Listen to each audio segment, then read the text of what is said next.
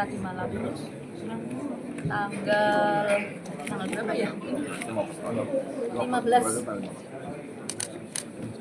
Mohon maaf saya masih agak shock ini. Jadi sampai linglung saya tanggal berapa ini. Sudah menurunkan surat tugas per tadi malam. Saya sebagai pelaksana tugas Bupati Kabupaten Cilacap, insya Allah kedepannya tentu saja apa yang menjadi kewajiban Bupati definitif sudah melekat kepada saya juga akan melaksanakan tugas dan kewenangan dengan sebaik-baiknya. Memang kalau untuk hak-haknya masih berbeda Pak Asisten ya, jadi hak-hak Bupati definitif belum melekat pada saya, tapi insya Allah saya akan tetap melaksanakan kewajiban dan tanggung jawab saya serta kewenangan saya dengan sebaik-baiknya dan penuh tanggung jawab untuk kesejahteraan masyarakat di Kabupaten Cilacap. Langkah awal apa? Besok saya akan menetapkan PLT Sekretaris Daerah karena jantung jalannya roda pemerintahan ada di Bupati dan Sekretaris Daerah. Jadi besok juga insya Allah sudah saya tetapkan sesuai juga dengan arahan dari Pak Gubernur kepada saya melalui Pak Asisten. Besok harus sudah ada. Itu penentuannya mekanismenya? Nanti insya Allah kita sudah sebetulnya melakukan evaluasi dari sejak pengangkatan semua pejabat pertama sampai dengan kemarin. Tentunya saya akan memilih yang terbaik dan yang paling kapabel di antara eselon 2 yang nanti akan saya tugaskan menjadi pelaksana tugas Sekda. Mungkin dari 12 orang kemarin yang ikut bidding atau gimana Bu? Enggak, nanti pokoknya semua kita nilai secara objektif. Itu sudah bentuk tim ya Mbak? Enggak ada, tidak ada tim, tapi memang saya dan terus terang dan Mas Bupati sebelumnya memang kita setiap minggu, setiap bulan selalu mengadakan evaluasi tentang kinerja semua kepala OPD yang ada di Kabupaten Cilacap, sehingga tidak perlu hari ini saya membentuk tim atau apa, kita sudah tahu bagaimana kinerja masing-masing kepala OPD. Ya, untuk pemerintah kabupaten, untuk proses hukum yang sedang berjalan yang menimpa Bupati Cilacap dan Sekda, gimana untuk pemerintah kabupaten? Ya, kita harus hormati proses hukum karena kita sebagai warga negara, tentunya juga Indonesia juga sebagai negara hukum, kita harus menghormati proses hukum. Saya juga minta rekan-rekan tidak berspekulasi dengan keterangan-keterangan yang belum dibuktikan dalam persidangan. Kita tunggu hasilnya, bagaimana fakta-fakta dalam persidangan. Tentunya juga saya mengajak masyarakat untuk tetap berpikir positif kepada pemerintah daerah dan Forkopimda tentunya.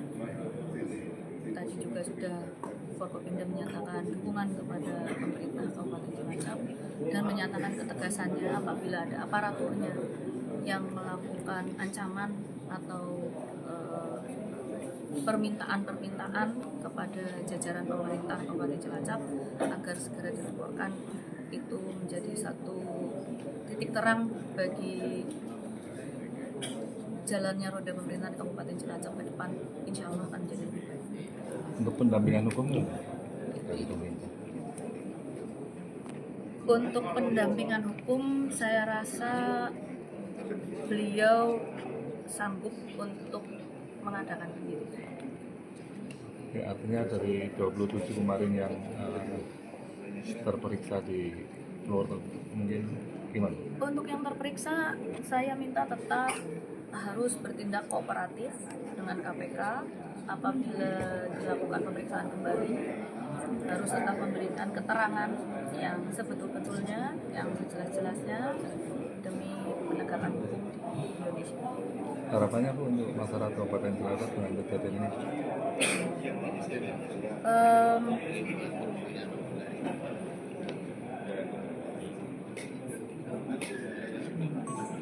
Kepada masyarakat, saya berharap berikan kami jajaran pemerintah daerah Kabupaten Cilacap waktu untuk membuktikan kembali komitmen kami dalam membangun Cilacap dan menyejahterakan masyarakat di Kabupaten Cilacap, melaksanakan pelayanan publik dengan baik, melaksanakan janji-janji kampanye kami kemarin dengan baik, dan tentunya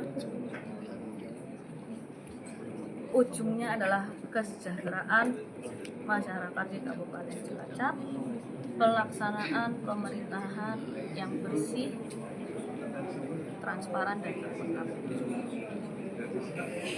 Untuk mengatasi itu, untuk mengatasi krisis kepercayaan, Insya Allah biar waktu yang membuktikan. ada yang berterima kasih. Yang pertama, sebagai PLT Bupati, beliau sudah harus menjalankan apa-apa yang jadi kewajibannya sebagai Bupati. Ya, apa itu urusan pemerintahan, pendidikan, kesehatan, dan urusan-urusan lain. Apa yang terdekat ini? Yang terdekat ini kan mau lebaran nih, ya itu fokusnya. Terus fokus yang lain adalah menata jalannya pemerintahan sebagai melaksanakan ekonomi PLT, untuk menetapkan PLT saja, kemudian untuk menata supaya semua pelayanan publik yang ada di Cilacap ini tidak terbengkalai dengan posisi seperti ini. Berikutnya, apakah pemerintah provinsi akan lepas? Oh tidak dong, karena pemerintah provinsi mempunyai tugas sebagai pemerintah pusat yang ada di daerah, sehingga memastikan apa-apa yang jadi penekanan kami, apa itu integritas, ya dijaga betul 3 hal. Yang pertama adalah ya berkaitan dengan pengadaan barang dan jasa, kemudian berkaitan dengan mutasi jabatan, kemudian yang lainnya adalah berkaitan dengan perizinan. Ini tambah satu lagi berkaitan dengan budaya seperti daya dan sebagainya, permukaan dan sebagainya, itu tidak boleh dilakukan.